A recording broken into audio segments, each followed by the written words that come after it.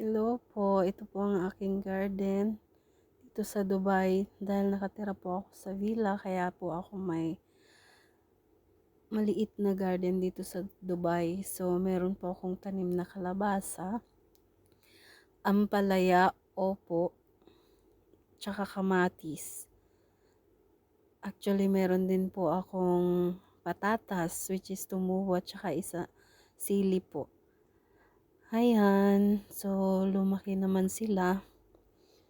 Pero hindi siya nag-produce ng madaming bunga at kinakain po ng mga insekto yung mga bunga niya, kaya nasisira po siya.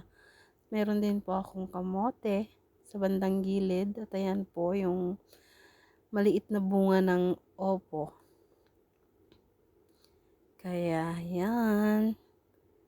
Sana na-enjoy nyo ang aking video. At hanggang dyan na lang po. Salamat!